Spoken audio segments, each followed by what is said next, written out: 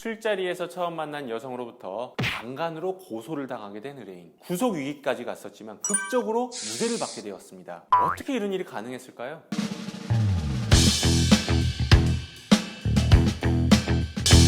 안녕하십니까, 변호사랑의 최유진 변호사입니다. 이번 시간에는 성범죄, 그중에서도 특히 강간 사건에 억울하게 연루된 경우에 어떻게 하면 무죄를 받을 수 있을지에 대해서 이야기를 나눠보도록 하겠습니다. 먼저 성범죄의 특성에 대해서 알아야 되는데요. 대부분의 성범죄, 특히 강간과 같은 사건들은 그 행위 특성상 은밀한 곳에서 이루어질 수밖에 없습니다. 그렇다 보니까 CCTV와 같은 객관적인 증거가 존재하지 않는 경우가 대부분인데요. 때문에 피해자와 가해자의 진술만을 토대로 유무죄가 판단되는 경우가 많고요. 피해자가 자신의 피해 사실을 입증해야만 하는 일반적인 형사사건과 다르게 강간사건 같은 경우에는 가해자가 자신의 억울함을 입증하여야 하는 경우가 대부분입니다. 특히나 강간사건이 어려운 점은 대부분은 피의자가 남성이죠. 이런 남성 피의자들이 불리한 선에서 시작이 된다는 것인데요. 그러면 정말 억울하게 이런 강간사건, 성범죄 사건에 연루가 되었다라고 한다면 어떻게 대처를 해야 될까요? 제가 실제 수행했었던 사례를 토대로 설명을 드리도록 하겠습니다.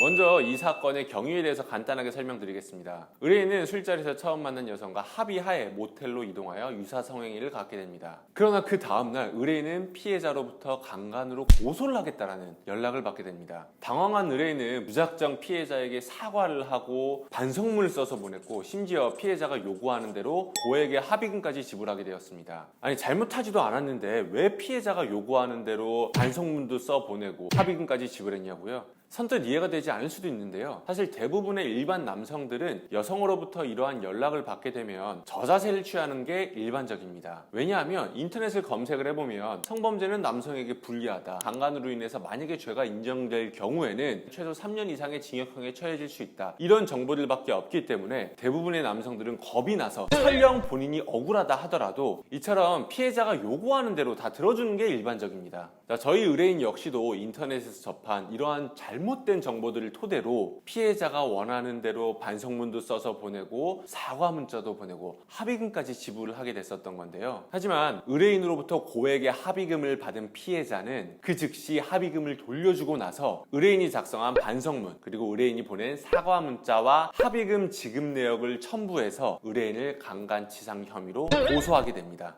의뢰인은 정말 억울하였기 때문에 수사 단계에서 본인의 억울함을 주장했었지만, 사실 이미 의뢰인이 본인의 혐의를 인정했었던 사과 문자와 반성문, 그리고 고액의 합의금을 지급한 내역이 있었기 때문에 당연히 사건은 기소가 되어 재판으로 넘어가게 되었고요. 의뢰인은 그제서야 저희를 찾아와서 사건을 의뢰하게 되었습니다. 그러나 이미 의뢰인에게 너무나도 불리한 증거 자료들이 다수 수사기관에 제출되었었기 때문에 사실 유죄가 확실시되는 상황이었습니다. 때문에 의뢰인도 정말 억울하기는 하지만 본인의 혐의를 인정하고 피해자와 합의를 봐서 제발 구속이라도 면해달라는 입장이었습니다. 심지어 의뢰인은 이 억울함을 견디지 못하고 재판이 진행되는 과정에서 극단적인 시도를 하기까지 하였습니다. 하지만 제가 이 증거 기록을 검토를 해보니 이상한 부분들이 여러 보였습니다. 고소를 하기 전에 이렇게 적극적으로 사과와 반성문을 요구하고 합의를 보려고 진행을 했었다라는 부분이 좀 석연치 않았었고요. 세 차례에 걸친 조사 과정에서 피해자의 진술 내용을 보니 일관되지도 않고 그 진술 내용 자체로 모순된 부분들이 다수 발견되었습니다. 뿐만 아니라 그 사건 전후로 피해자의 행동 중에 이상한 부분들이 다수 발견되었는데요. 이에 저는 오히려 제가 의뢰인을 설득해서 무죄를 주장하고 변론 방향을 설계를 해서 여러 가지 쟁점에 대한 문제를 제기하였습니다. 당시에 쟁점이 됐었던 사항들이 많이 있으나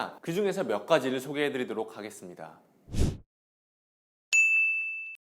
자, 피해자 진술에 따르면 의뢰인은 피해자의 속옷을 강제로 벗겼었고, 그 과정에서 옆에서 보시는 것처럼 팬티의 가운데 부분이 손상되었다라고 증언을 하였습니다. 자, 여러분이 보셨을 때 이 팬티에 뭔가 이상한 부분이 보이시나요? 사실 저도 처음에는 찢어진 팬티를 증거로 제출을 했나 보다 이렇게 생각을 했는데, 계속해서 들여다보니 뭔가 이상한 점이 확인되었습니다. 자, 보시다시피 팬티의 가운데 부분이 마치 가위로 도려낸 것처럼 떨어져 나가 있다는 점인데요. 자, 우리가 상식적으로 생각을 해보면, 그리고 저도 여러 차례 테스트를 해봤지만 팬티의 가운데 부분을 아무리 힘으로 강하게 잡아당긴다 하더라도 물론 찢어질 수는 있겠지만 이렇게 가운데 부분만 떨어져 나가는 경우는 없습니다. 뿐만 아니라 이렇게 가운데 부분이 떨어져 나갈 정도로 강하게 팬티를 잡아당겼다라고 한다면 그 옆에 있는 팬티 고무줄이 크게 늘어나거나 끊어질 수밖에 없었죠. 하지만 이 속옷 사진을 보면 아시겠지만 그 주변엔 아무런 손상이 없고 가운데 부분만 마치 가위로 오려낸 것처럼 떨어져 나가 있습니다. 이 부분에 대해서 저희가 여러 차례 문제 제기를 했고요.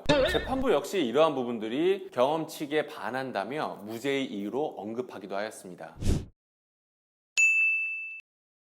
두 번째로는 피해자는 몇 시간에 거쳐 성폭행을 당한 후에 극적으로 핸드폰을 들고 화장실로 도망을 가게 되었고 그 과정에서 무릎 꿇고 사죄를 하는 의뢰인의 모습을 봤다라고 증언을 하였습니다. 그 즉시 제가 반문을 했죠. 아니, 당시 모텔 문이 나무 문으로 되어 있는데 어떻게 무릎 꿇은 의뢰인의 모습을 보았느냐라고 반문을 하자 피해자는 문을 닫는 찰나에 의뢰인이 무릎 꿇는 것을 보았고 그 이후에 피해자가 의뢰인에게 자기 옷을 가져다 달라며 문을 열고 부탁을 하였는데 그때 당시에도 의뢰인이 무릎을 꿇고 있었다라고 증언을 하였습니다. 사실 문을 쾅 닫는 그 찰나의 순간에 의뢰인이 무릎을 꿇었고 그 모습을 목격했다라는 것 자체도 좀 이상하지만 몇 시간 동안 강간을 당한 피해자가 극적으로 화장실로 도망을 간 이후에 피해자 스스로 다시 문을 열어서 의뢰인에게 옷을 가져다 달라고 했다? 이상하지 않나요? 사실 일반적인 피해자의 행동으로 보기는 어렵지 않나요? 재판부 역시도 이러한 내용들을 무죄의 이유로 언급하였습니다. 자, 다음으로 제가 증인신문 과정에서 피해자에게 물었습니다. 합의하에 모텔로 이동한 것으로 보여지는데 대체 왜 모텔로 들어가게 된 것이냐 라고 묻자 피해자는 맥주 한 잔만 하고 나오자라는 의뢰인의 말을 듣고 모텔로 이동한 것이다 라고 증언을 하였습니다. 그 즉시 제가 다시 신문하였습니다. 맥주를 마시기로 모텔로 이동을 했음에도 불구하고 맥주를 사가지 않은 이유는 무엇이냐 라고 다시 묻자 피해자는 아무런 대답을 하지 못했습니다. 그 외에도 모텔로 입실하기까지의 구체적인 경위 그리고 성폭행을 당하기까지의 과정, 피해자가 핸드폰을 발견하여 화장실로 도망가게 된 과정 등에 대해서 집요하게 추궁을 하자 피해자는 계속해서 진술을 반복하였습니다. 때문에 법원 역시도 저희의 주장들을 받아들여서 피해자의 진술이 일관성이 없다는 점을 지적하였습니다.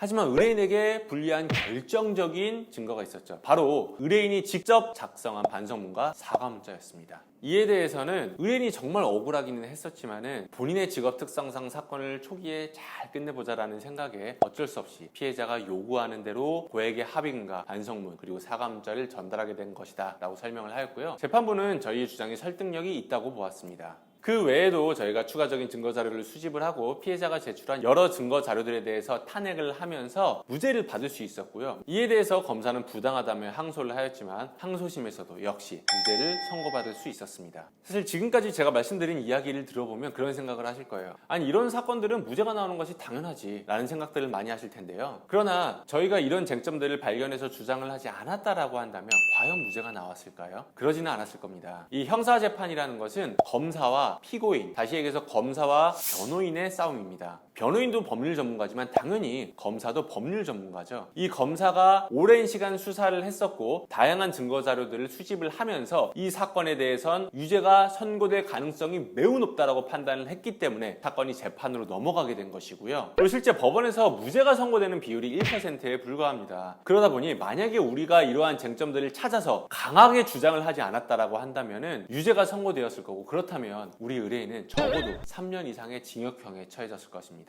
따라서 억울하게 강간 사건에 연루가 되었다면 우리 측의 유리한 증거들을 수집하는 것도 중요하지만 이처럼 증거 기록에 대한 철저한 분석과 피해자 진술 내용에 대한 분석 그리고 무엇보다 이런 것들을 토대로 해서 피해자에 대한 증인신문을 어떻게 하느냐가 가장 중요합니다. 앞서 말씀드린 것처럼 강간 사건에서 유일무이한 증거는 피해자의 진술밖에 없습니다. 따라서 이 피해자의 진술에 대한 신빙성을 탄핵하는 것이 가장 중요한데요. 그러한 신빙성에 대한 검증이 이루어지는 것이 바로 피해자에 대한 증인신문 절차입니다. 이러한 증인신문 절차에서 어떠한 질문을 어떻게 물어보고 어떠한 순서로 신문하느냐에 따라서 답변이 크게 달라질 수밖에 없기 때문이죠. 물론 법원은 실체적 진실을 확인을 해서 공명정대한 판결을 내리겠지만 이처럼 세부적인 쟁점들을 끌어내고 여기에 대해서 논리적인 주장을 하는 것은 의뢰인과 변호사의 몫입니다. 동일한 사실 사실관계라 하더라도 이 사건을 어떠한 각도에서 바라보느냐에 따라서 그 사건에 대한 해석은 크게 달라질 수밖에 없겠죠. 따라서 억울하게 성범죄, 특히 강간 사건에 연루가 되었다면 철저한 증거 기록 검토와 피해자의 진술 내용 분석을 통해서 억울함을 풀어내시기 바랍니다. 물론 의도적으로 피해자를 강간을 한 사건이라고 한다면 그에 상응하는 처벌을 받는 것이 맞겠죠. 하지만 억울하게 강간으로 처벌을 받는 피해자가 있어서는 안 된다고 봅니다. 지금까지 변호사랑의 최유준 변호사였습니다.